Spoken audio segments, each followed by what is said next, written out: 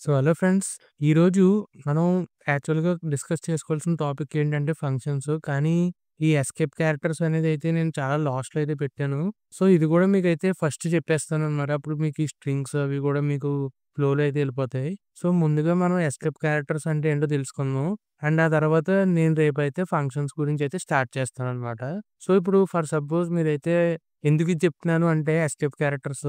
So, యాక్చువల్‌గా ఇదైతే మనం ఫస్టే మాట్లాడుకోవాలి. కానీ ఇప్పటికే లేట్ అయిందేమోనని చెప్పి ఇంక ఇది చెప్పేస్తున్నాను. ఎలాగో చిన్న టాపిక్కే. సో, ఇలాగ ఒక 5 అయితే ఉంటాయి ఎస్కేప్ క్యారెక్టర్స్. ఇవన్నీ నేనైతే ముందు మీకు చెప్పేస్తా. సో దట్ మీకు ఒక చిన్న టాపిక్ అయితే క్లియర్ అయితే అయిపోద్ది. సో, ముందైతే మనం స్టార్ట్ చేసేద్దాం. సో, ఈ ఎస్కేప్ క్యారెక్టర్స్ అనేవి ఏంటంటే మనకి ఒక చిన్న స్పెషల్ సీక్వెన్సెస్ అనమాట ఇవైతే. సో, మీకైతే ఒకటి చెప్తాను చూడండి. సో, ఇప్పుడు ఫర్ సపోజ్ మనం మన ఫస్ట్ ప్రోగ్రామ్‌ని తీసుకుందాం.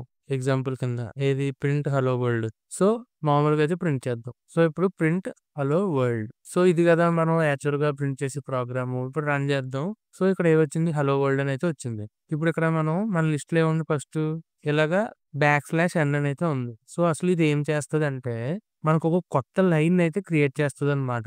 సో, ఇప్పుడు మనం ఈ /n అనేది ఇచ్చామనుకోండి. ఇప్పుడు హలో అనేది ఒక లైన్‌లో వస్తది. అండ్ వరల్డ్ అనేది ఇంకో లైన్‌లో అయితే వస్తదనమాట. సో, ఇప్పుడైతే రన్ చేసి చూద్దాం చూడండి. సో, ఇప్పుడు చూసారా హలో వరల్డ్ ఇంకో కొత్త కొత్త లైన్స్‌లో అయితే వచ్చింది. సో, ఇది మీరు ఇలా కూడా ఇచ్చేయొచ్చు. ఇలా దగ్గరికి ఇచ్చేసి జస్ట్ రన్ ఇచ్చారనుకో 2 అయితే కరెక్ట్‌గా వస్తాయన్నమాట. చూసారు కదా! సో, ఒక కొత్త లైన్‌లో స్టార్ట్ చేయడానికి నెక్స్ట్ ఉన్నది ఈ /n అయితే వాడతాం అనమాట.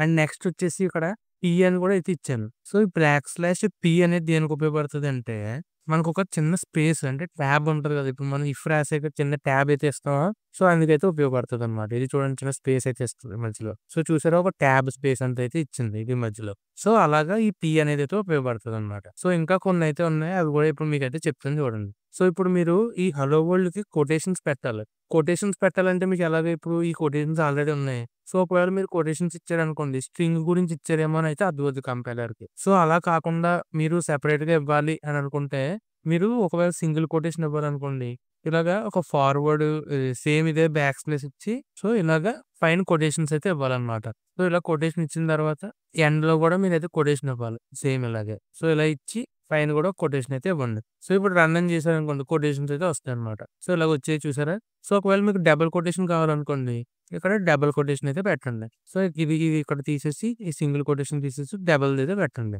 సో, రన్ చేయండి. సో, ఇప్పుడు డబుల్ కొటేషన్స్‌లో వస్తదనమాట. సో, చూడండి ఇక్కడ నేను డబుల్ కొటేషన్స్‌కి అయితే మార్చలేదు సరిగ్గా. సో, ఇప్పుడైతే వస్తది చూడండి డబుల్ కొటేషన్స్‌లో. సో, చూసారు కదా! ఇలా డబుల్ కొటేషన్స్‌లో రావడానికైతే అది, సింగిల్ కొటేషన్స్‌లో రావడానికైతే ఇది పెట్టి మామూలు సింగిల్ కొటేషను అండ్ మధ్యలో స్పేస్ కావాలంటే ట్యాబ్ కావాలంటే ఫార్వర్డ్ /t అది వాడతాం.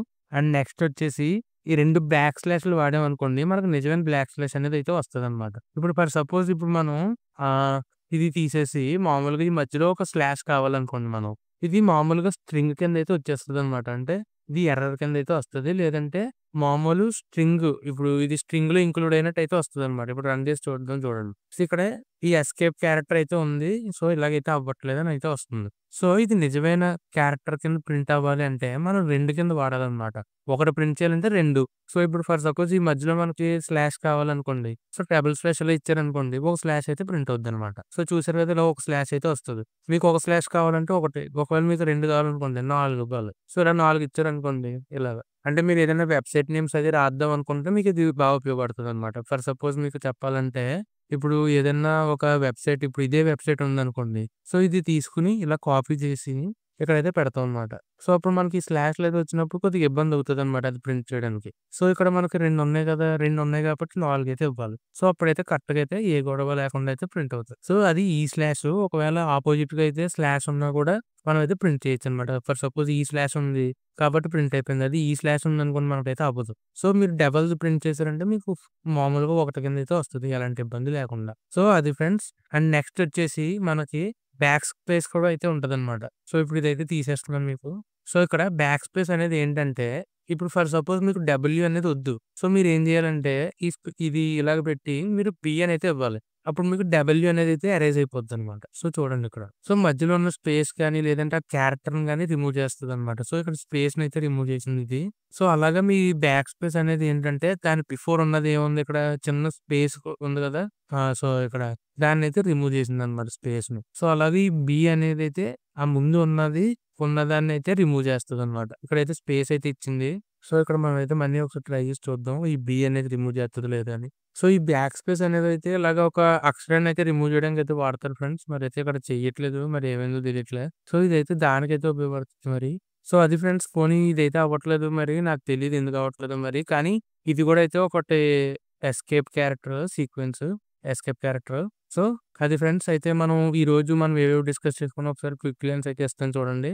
ముందుగా అయితే మనం ఆహ్, ట్యాబ్ మాట్లాడుకున్నాం. అండ్ ఇలాగా స్లాష్ ఇచ్చి ఎన్ అయితే మాట్లాడుకున్నాం. న్యూ లైన్ కోసం. అండ్ నెక్స్ట్ వచ్చేసి స్లాష్, సింగిల్ కొటేషన్ గురించి అయితే మాట్లాడుకుందాం మనం. And comma. అండ్ ఇప్పుడు ఇలాగ స్లాష్ ఇచ్చి డబుల్ కొటేషన్స్ అయితే మాట్లాడుకుందాం. అండ్ ఈ బ్యాక్ స్పేస్ గురించి కూడా అయితే మాట్లాడుకుందాం అనమాట మనం. అండ్ నెక్స్ట్ వచ్చేసి ఇలాగ డబుల్ స్లాష్‌లు అయితే పెడితే ఒరిజినల్ ఫ్లాషెస్ అయితే వస్తాయి అని అయితే మాట్లాడుకుందాం. సో, ఇవి ఎస్కేప్ క్యారెక్టర్స్ అనమాట. సో, మీకు గ్లోలో అయితే పెట్టి చూపెడతాను. సో, ఇవి. సో, వీటిలి గురించి అయితే మనం మాట్లాడుకున్నాం. అండ్ బ్యాక్ స్పేస్ అయితే మరి ఏమో వర్క్ అవ్వలేదు మరి నాకు. సో, అదేంటో తెలీదు. సో, ఇది కూడా అయితే మీరొకసారి మీ కంపైలర్‌లో అయితే ట్రై చేసి చూడండి. సో, అది ఫ్రెండ్స్ మనం మాట్లాడుకున్నవైతే ఈరోజు ఈ 1, 2, 3, 4, 5, 6 అయితే మాట్లాడుకున్నాం. సో, ఇవన్నమాట. సో, మీకింకా ఏమన్నా డౌట్స్ ఉంటే కింద కామెంట్స్‌లో చెప్పండి. వీడియో అయితే ఎండ్ వరకు చూసారని అనుకుంటున్నాను. సో, ఇక్కడి వరకు చూసిన వాళ్ళందరికీ థాంక్స్. అండ్ మన సీరీస్ ఒకవేళ ఇదే ఫస్ట్ టైమ్ అయితే చూడడం అయితే మేము పెట్టిన వీడియోస్ ఇవన్నీ అయితే పెట్టాం. దీని గురించి ఈ కాన్సెప్ట్స్ అన్ని కవర్ చేస్తూ. సో, అవి కూడా ఒకసారి అయితే విజిట్ చేయండి. అన్నీ క్లారిటీగా అయితే ఎక్స్‌ప్లెయిన్ చేశాను. సో, రేపు మన కాన్సెప్ట్ ఏంటంటే ఫంక్షన్స్ అయితే స్టార్ట్ చేస్తున్నాం. అండ్ ఫంక్షన్స్ తర్వాత స్ట్రింగ్స్, లిస్ట్‌లు, టపుల్స్ ఇవన్నీ అయితే అలాగా ఆర్డర్ వైస్ అయితే ఎళ్దాం. So, that's it for this video friends. వచ్చే వీడియోలో అయితే మళ్ళీ కలుద్దాం. Thank you. Take care. Bye by.